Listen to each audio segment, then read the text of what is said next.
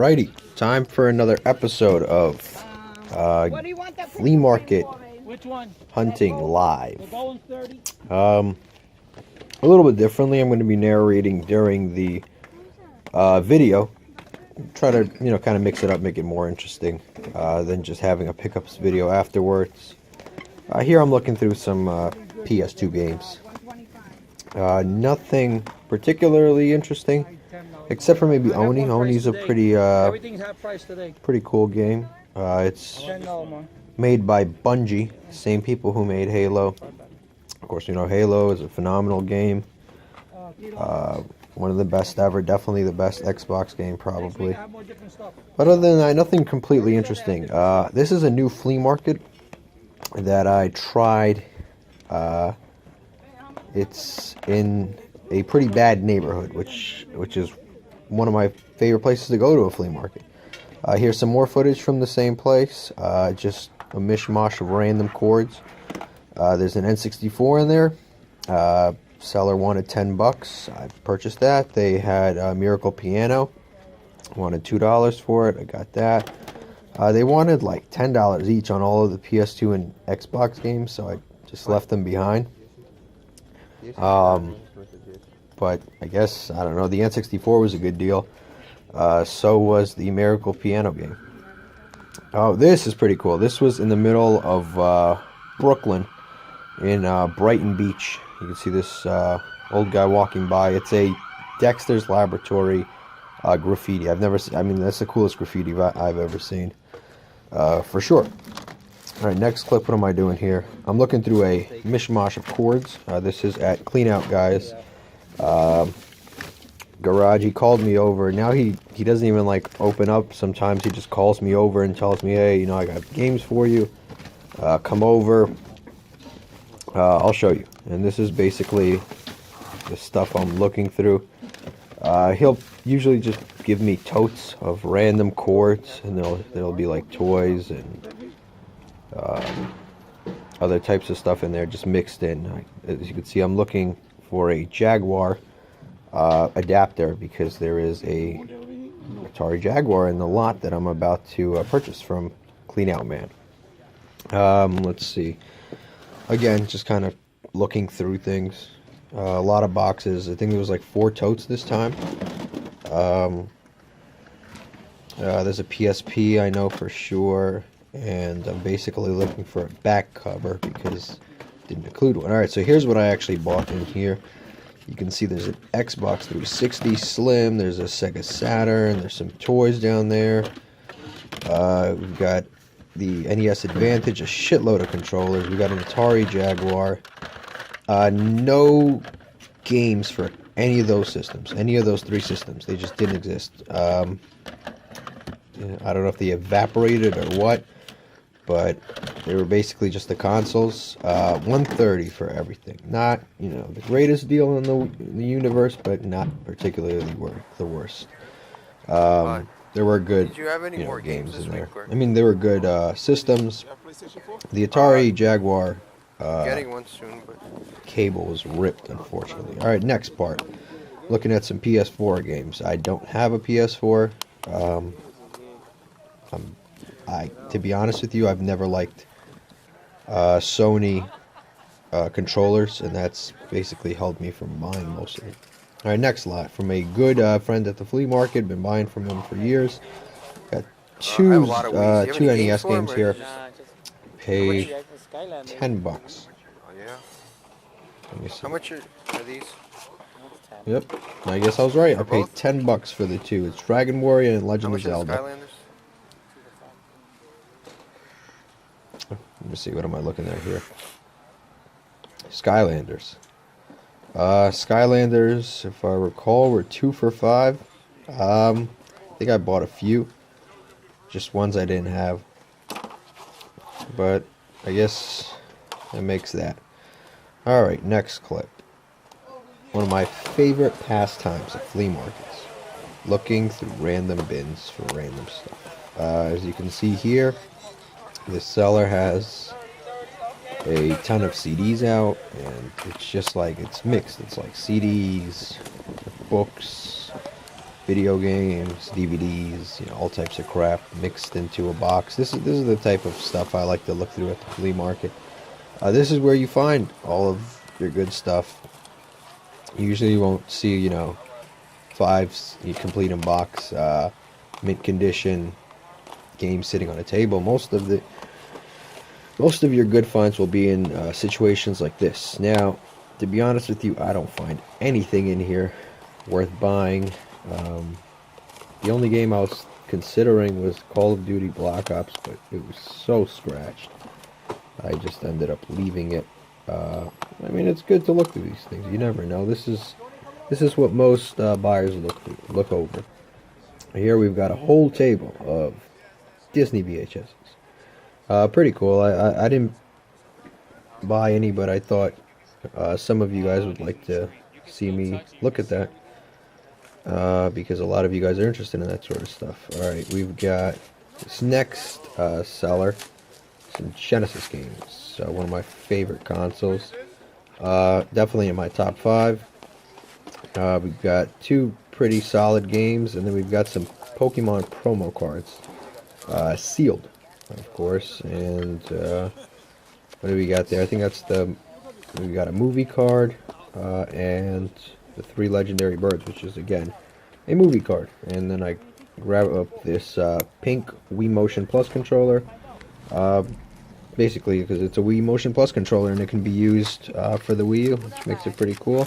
And then I looked through that set of Legos, but it's missing so much I don't even feel like going through it. I think this is the last pickup of the video here. What am I looking at? Oh yeah, I'm looking at various cards. I mean, I've never seen a seller with like this many cards on like such a like a disorganized buy. Like most people don't collect this many. Like she had a whole tote of just random cards like Yu-Gi-Oh, Pokemon, Marvel, lots of sports, but a lot of cards. And as you guys, most of you know, the market on the sports cards is non-existent. But Yu-Gi-Oh cards, I still like to scoop up every once in a while, particularly some of the older ones. If anything else, just to look at them. There were Exodia pieces in there. They got friends who still are interested in that sort of thing. Yeah, I'll look at them once in a while. I'm more interested in the Pokemon, but unfortunately there were not any here. Or if there was, I think there was like one small little box. I asked about it. Nothing worth sort of stopping for. But as you can see right here, I mean, there's plenty of interesting stuff in there. I have, again, Marvel, DC cards. I mean, cool stuff. I just not up my alley, I guess. Nevertheless, interesting. Let's see if I do anything. Oh, there we go. You know if there's Pokemon in here? Alright, No. so I guess I just look at those cards. I don't know. Let me know in the comments section if any of you guys care or collect various cards, or you have collected various cards. Pokemon was like a life changer for me. Still collected to this day. I have like the first like 12 sets complete. And as you see, she hands me the stack of Pokemon cards. I'm hoping for something, anything. I should have probably gotten this thrown in because there were some, I mean, they're okay commons. There's nothing in there. There's like commons and uncommons from, I guess from Rocket and Neo Genesis and Neo, whatever. What is it called? Neo Discovery and stuff. But I guess I just left it. I don't really need it. And some Dragon Ball Z cards. Again, none of them are the rare ones. More of like the support cards. And leaving that behind. Still, nevertheless, got a cool thing. Oh, this is pretty interesting. Yeah. On my left-hand side, I actually have a guy approach me who wants to sell me some cards. I mean, some video games. bought from this guy before. Last time he had like a Game Boy and like 5 Pokemon games. He sold them to me for like $30 for everything. But this time, and this is a problem with a lot of people at the flea market. They, No system, just you pay them games. $30 once, and then they think every single DS game and every single Game Boy Well, how much do you want? is like worth that exact same thing that you paid them. So You tell me. I don't know. basically, this guy approaches me with the DS and 5 like really bad games, and he's expecting like 40-50 bucks, but I just can't do it. And it's all like those dancing games and like cooking games and all those like weird games. Maybe like one like Lego battles, but I couldn't pay 50. What were you asking? But I don't know, it's still worth sort of eyeing and investigating. You can't. It doesn't hurt to look. I mean, this guy will just ask somebody else, and it's not like because you don't make a deal, it's the end of the world for either of you. How much is The globe continues to rotate, basically. I think she tells me like 25 bucks for this, and I end up just doing it because again, it's a binder. There's binder sheets in here. Did you take 10? I mean, just binder sheets alone. I need binder sheets. I have crap loads of loose cards. The best way to sell them is to have binder sheets. I mean, what are you going to do? I pull out my little wad there, and I pay her the 20 bucks. Which I think is a pretty good deal. And I think that, well, not yet. That does not conclude the pickups video. There's one more thing coming up. A very interesting thing. And here we go. To this next and last clip. You found more? This guy has John a buy it or lot no? of video games. And by lot, I mean like, I really do mean like a lot. He's got probably 100 games and some real good ones like Zelda's, Mario, stuff like that. Not a single game that I needed per se, but I mean, it'd be a good lot to flip to go buy something else. But I mean, he wanted $1,500. It was probably retail worth like $1,500. A lot of Marios. You saw Mario Monopoly there, sealed. Various other things here.